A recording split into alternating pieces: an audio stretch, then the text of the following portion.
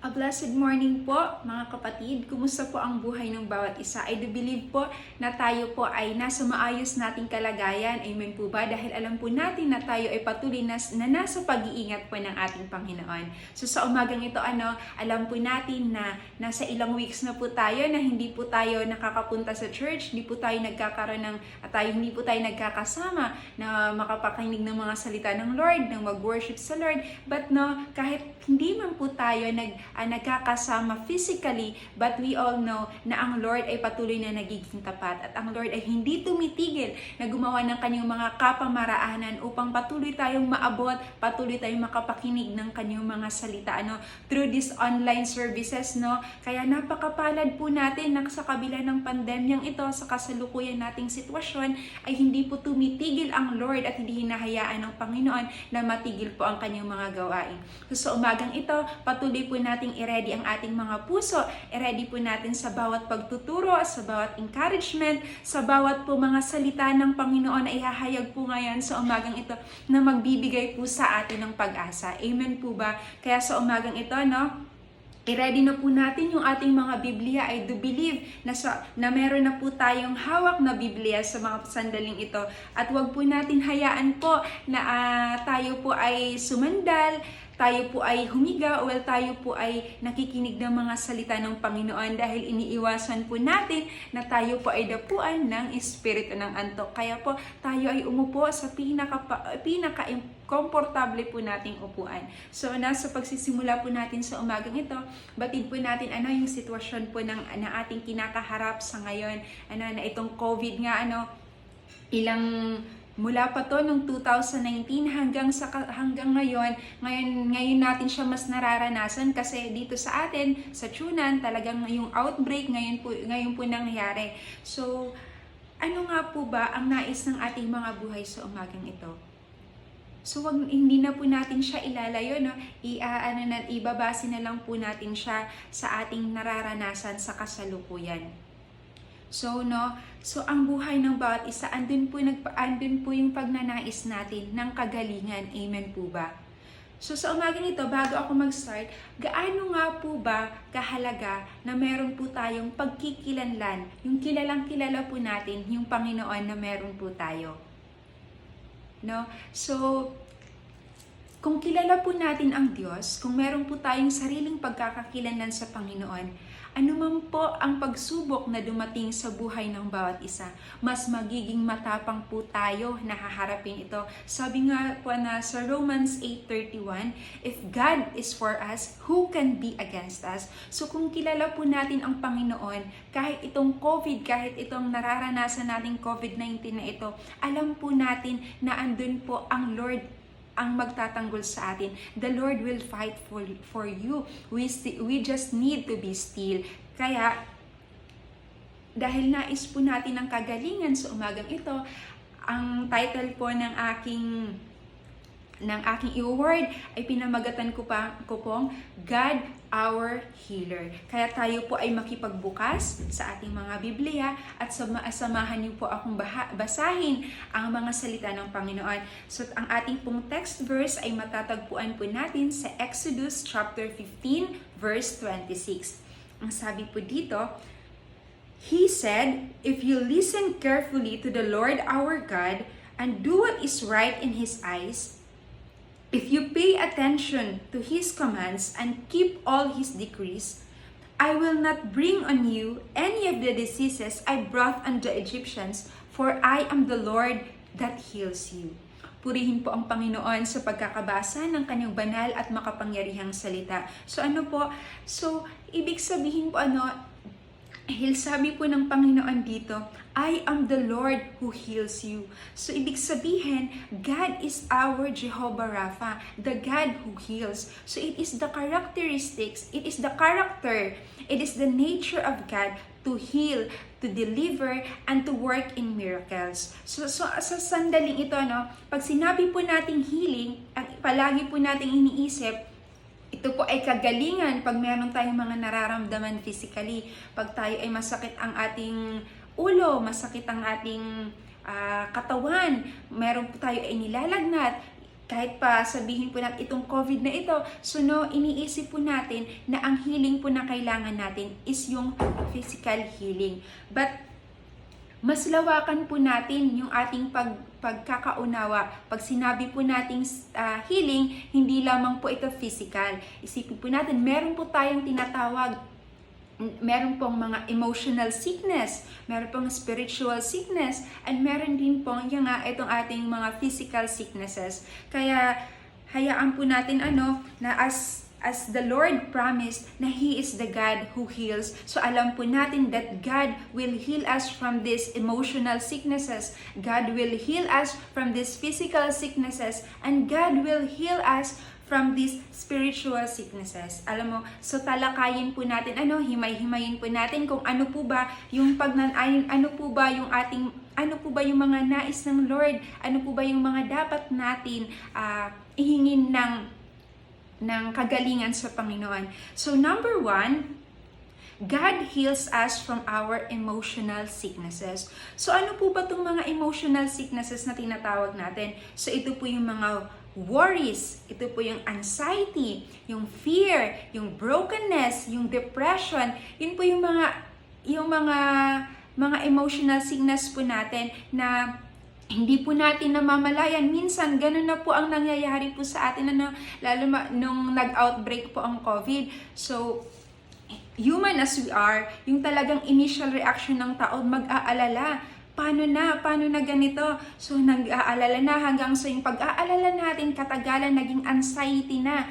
Hindi na tayo makatulog, lalo na pag yung ating nalaman natin, yung ating katrabaho natin na palagi nating kasama ay nag-positive sa COVID. So ano po yung hindi na tayo makatulog, hindi na tayo makakain, hindi na kakaisip, iniisip natin na Lord, baka ako din ay magka-COVID, baka gaganito din. Hanggang sa tayo po ay nagkakaroon na ng depression, na sa ganun pong kapamaraanan, nakakalimutan po natin na meron po tayong Diyos. Amen po ba?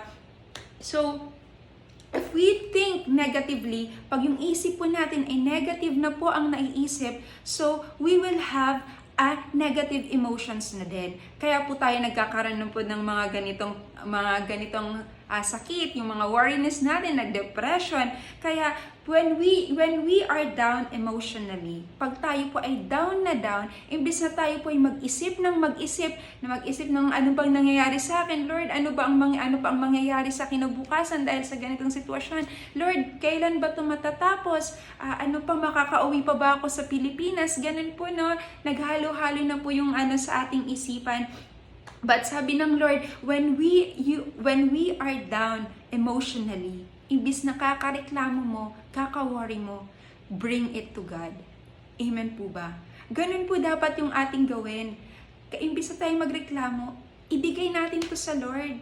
Idulog natin sa Panginoon itong ating sitwasyon. Sabi po sa 1 Peter chapter 5 verse 7, sabi doon, cast all your anxiety on Him because He cares for you. Sabi din sa Philippians chapter 4 verse 6 to 7, sabi doon, do not be anxious about anything, but in every situation, by prayer and petition, present your request to God. Huwag po tayong mabahala sa sitwasyon na meron tayo. Imbis na po, sa halip ang gawin po natin, idulog po natin ito sa panalangin sa Panginoon. Lahat po ng sitwasyon na meron tayo. And the Lord will give us peace that transcends all understanding, nang sa ganun po magkaroon tayo ng kapayapaan sa ating mga puso. Amen po ba? At patuloy po nating alalahanin anuman po yung brokenness na ating pinagdaraanan, anuman po yung mga nararanasan natin sa sitwasyon natin ngayon, lagi po nating tatandaan yung mga pangako po sa atin ng Panginoon. Sabi ng Lord sa Psalms 147 verse 3, sabi niya, God heals the broken-hearted and bandages their wounds. So, ibig sabihin andun po yung kagalingan ng Panginoon sa ating mga emotional sicknesses. Kaya patuloy po natin itong ibigay sa Panginoon. Bring it all to God. Amen po ba? So number 2, God heals our physical sicknesses. So ano po yung mga physical sicknesses niya? Sabi ko nga kanina, yun po yung ating nararamdamang masakit sa ating katawan. Yun po yung mga pag sumakit yung ulo mo, sumakit yung katawan mo, sumakit yung sumakit literal yung puso mo, meron ka talagang yung mga sinasabing sakit at karamdaman na sinasabi ng doktor na ay wala nang pag-asa yan, yung mga cancer, yung mga itong COVID na to. So yun po yung mga physical sickness po na kinakailangan at tinanais po natin na magkaroon ng kagalingan. And we all know that God's character is to heal. Dahil ang puso po ng Diyos ay ang magpagaling. Amen po ba? Wala pong lumapit sa Panginoon na humingi ng kagalingan na hindi po pinagaling ng Panginoon. Amen po. Dahil alam po natin, makikita po natin, and ito sa maraming stories po sa Bible, in the New Testament, kung paano po si Jesus ay nagpagaling po ng mga tao. He heals the blind, yung mga may leprosy, yung mga ketongin, pinagaling niya, yung mga lumalapit, binuhay niya ang patay. So, ganun po yung karakter ng Panginoon. Nagpapagaling po siya. At hindi po imposible na kung paano po nagpagaling ang Lord noong panahong iyon, hindi po imposible na sa panahon natin ngayon ay ipagkakaloob pa rin sa atin ng Lord ang kagalingan. Dahil we all know, sabi nga sa Hebrews 13 verse 8, Jesus is the same yesterday, today, and forever. So alam po natin na ang Lord ay nanatiling, He is still the same. Kaya alam po natin na nakikita po ng Panginoon ang bawat sitwasyon po na meron po tayo. Nakikita po yan ng Lord Hindi naman bulag ang Lord. Nakikita niya kung ano yung mga hinaing mo, nakikita niya kung ano yung masakit sa'yo, nakikita niya kung ano yung nananais mo sa puso mo, kung ano yung ninanais mo, inilalaban mo sa prayer. So nakikita po yan lahat ng Panginoon. And we all know that the God we have is a compassionate God. Sabi nga sa Psalms 145 Verse 9, the Lord is good to all. He has compassion on all He has made. Amen po ba? So, andun po yung malasakit po ng Panginoon. Kaya sa bawat sitwasyon po natin, batid po natin na ang malasakit ng Lord, ang compassion ng Lord ay mai-extend po ito sa ating mga buhay.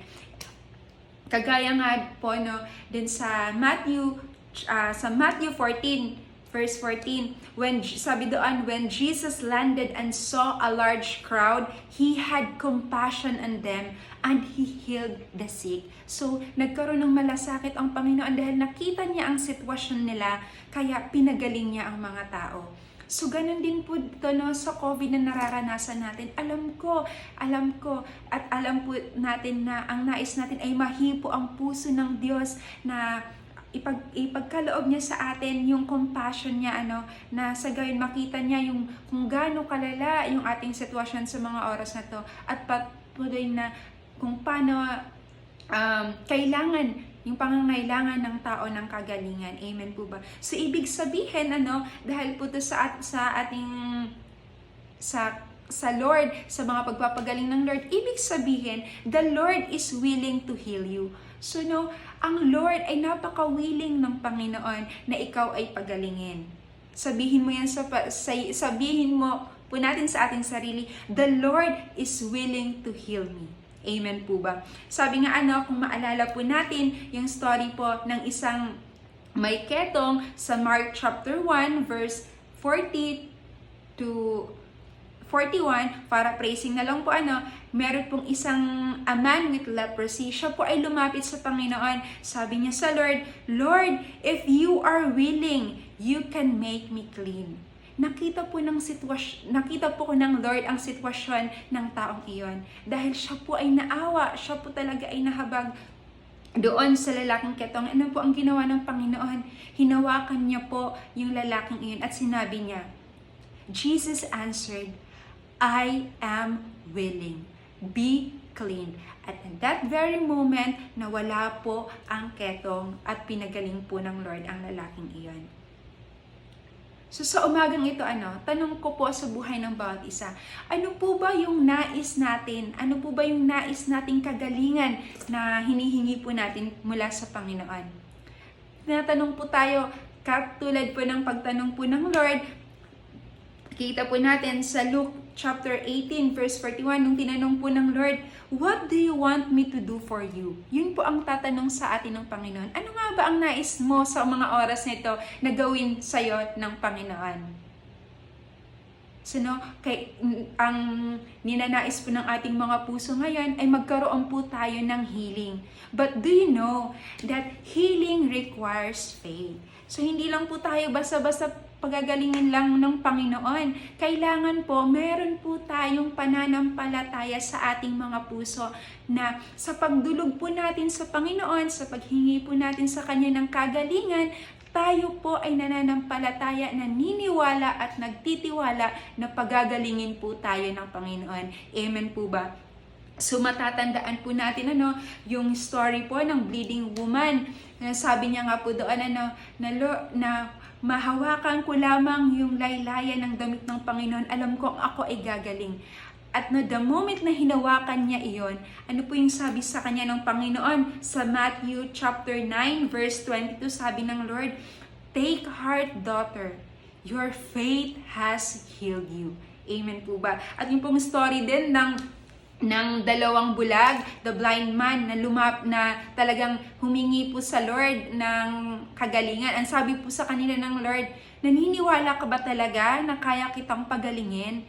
Anong sabi nila? "Yes, Lord." Pero at yun ang sabi ng Panginoon sa Matthew chapter 9 verse 29, sabi niya doon, "According to your faith, it will be done to you." Amen po ba? So napakasarap kailangan lang po talaga nating magkaroon ng pananampalataya. It doesn't matter kung ano yung pananampalataya, gaano kalaki ang pananampalataya, gaano kaliit ang pananampalataya mo sa mga oras na ito. Sabi ng Lord sa Matthew 17 verse 20, na kahit ikaw ay may pananampalataya na singliit ng buto ng mustasa, your faith can move mountains. Amen po ba? Your faith can do something sa iyong sitwasyon ngayon. Kaya sa mga oras na ito, I encourage you mga kapatid, continue to exercise your faith. Let nothing move you. Huwag po tayong magpatinag dito sa sitwasyon na meron tayo, itong COVID na to. Huwag po tayong magpatinag. Have that unshakable faith na meron ka, na kahit sabihin pa palagi sinasabi sa'yo ng kaaway na, ay hindi ka nagagaling, wala ka ng pag-asa, or even kahit pa sabihin ng mga doktor na may taning na ang buhay mo. But alam po natin na the last say nasa Lord pa rin po. Amen po ba? Kaya patuloy lang po tayong maniwala, patuloy po tayong yung ating pong pananampalataya sa Panginoon ay panghawakan po natin. Pero sabi nga Ate, sabi mo, kailangan naming manampalataya sa Panginoon. Bakit ako naman ay may faith? Ako naman ay patuloy ko na itong ipinagpipray sa Lord, pero hanggang ngayon hindi pa rin ako gumagaling.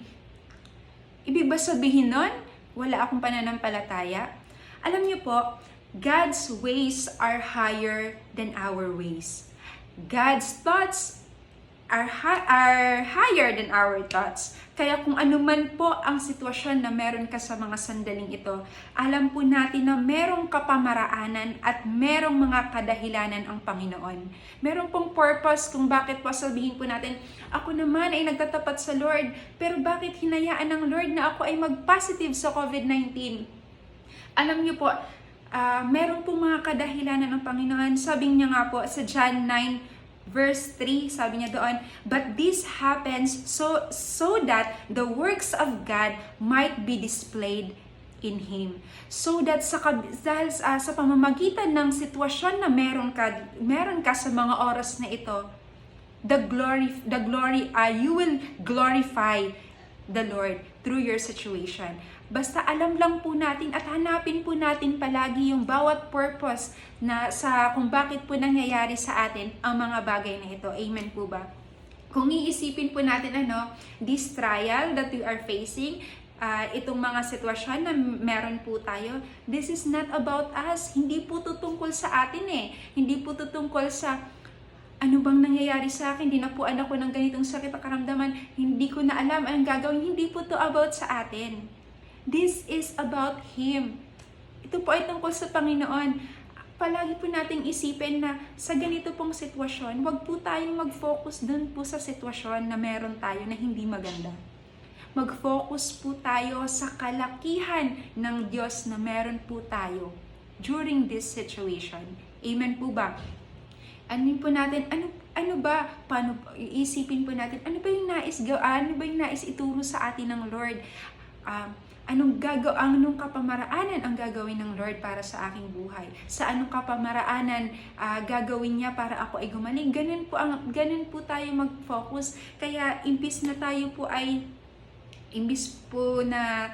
ay iba po ang ating isipin at mag-focus sa ating sitwasyon, dapat po we should respond correctly to the Lord. Amen po ba? Paano po sinabi niyan? Pag po nasa ganito tayong sitwasyon, dapat po we always exercise our faith. Magtiwala po tayo na sa bawat sitwasyon, hindi man to na nangyayari sa kung paano to natin ninanais, but we all know that the Lord meron pong purpose lahat ng bagay. And when we respond to God correctly, the healing process begins. Amen po ba? So, number 3, ang bilis po ako magsalita, pasensya na po. So, number 3, God heals us from our spiritual sickness. Alam niyo po, ito po yung klase ng sickness na minsan talaga nagiging in denial po tayong mga mananampalataya. Amen po ba? Sasabihin po natin, okay naman ako okay ako, palagi nga akong nag-a-attend ng BS palagi nga akong nag-a-attend din ng Power Breakthrough. Ako yung ma-attend ng Sunday service. Okay naman ako kasi nag-a-attend ako palagi. So minsan in denial po tayo sa ating mga buhay at hindi po natin inamin na minsan talaga meron na pala tayo ng ganitong sickness. Paano ba tayo nagkakaroon ng ng spiritual sickness? Sabi dito, we are spiritual sick because we choose to live on our own apart from God. Kasi ito po yung mga sandali na ayaw na natin magpaturo sa Lord, gusto nating lumayo sa Panginoon, kaya hindi na po ang ginagawa po natin. Gusto din natin tumakas sa Panginoon, kaya ang ginagawa po natin, hindi na po tayo nagbabasa ng mga salita ng Lord, hindi na po tayo nagpipray, wala na po tayong connection sa Panginoon. So ang nangyayari, pag tayo ay hindi na nagbabasa ng Panginoon, hindi na tayo nafi-feed yung ating spiritual life. Kung hindi na po tayo nagpipray, hindi na din po tayo nagkakaroon ng connection sa ating Panginoon. Kaya ang nangyayari, nagkakasakit po yung ating buhay spiritual. And worst thing is, pag ito'y napabayaan talaga natin, at hindi po natin talaga tanggapin at inaamin sa ating mga sarili na meron tayong ganito, tayo po ay nagiging dead po tayo spiritually. But we are all blessed dahil alam po natin ang mga ito ay hindi po pinapahintulutan na mangyari po ng Panginoon. Kaya nga kahit pag mga ganito na po yung ating mga nararamdaman, blessed po tayo kasi meron po tayong mga ganitong gawain, meron po tayong mga kapatiran na handa pong tumapik po sa atin, mag-encourage po sa atin At maalala ko nga po, kanina sabi ko nga, napakamahalaga na kilala po natin ang Diyos na meron tayo. Napakamahalaga na meron po tayong malalim na pagkakakilanlan sa ating Diyos. Talagang mahalaga po iyon kasi doon pagkilala po natin ang Lord, wala po tayong kakatakutan. Amen po.